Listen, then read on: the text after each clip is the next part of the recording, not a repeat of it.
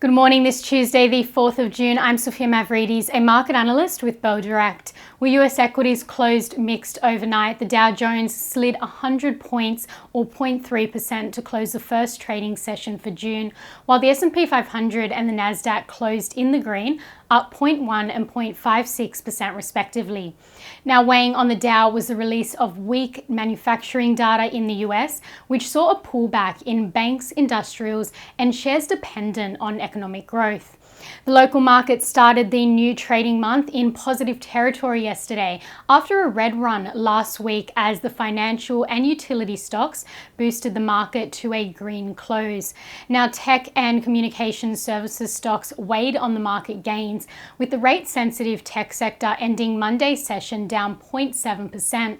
Our local market on Monday followed momentum from Wall Street on Friday as the US core personnel expenditure data, which is the Fed's preferred measure of inflation, increased just 0.2% for April, the slowest rate this year, indicating inflationary pressures in the world's largest economy are beginning to ease. As for what to watch today, well, the Australian market is set to open lower this morning, with the SPI futures suggesting a 0.15% fall at the open. Now, in commodities, the price of iron ore hit a 6-week low. However, the big iron ore miners in Australia posted notable gains yesterday, seemingly unaffected by the drop in the price of the major commodity. BHP, Fortescue, and Champion Iron all posted gains yesterday.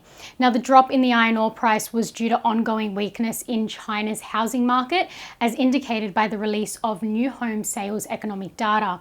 Despite weakness in China's property sector, the world's second largest economy reported an expansion in the manufacturing sector as activity in the manufacturing space increased at its fastest rate in almost 2 years for May, in a positive sign of slow economic recovery post-pandemic in the region.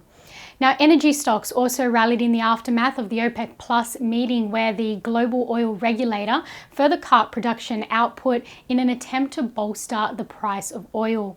And this morning, oil is trading 3.88% lower at $74 per barrel as markets digested OPEC Plus's latest move, while gold is up more than 1% at $2,350 an ounce, and iron ore is down 0.1% at $117.52 per ton.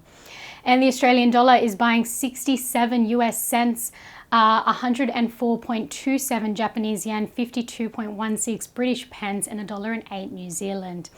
And to end on some trading ideas for your consideration today, well, Bell Potter maintains a speculative buy rating on AMA Group, the largest accident repair group in Australia with approximately 127 vehicle repair shops.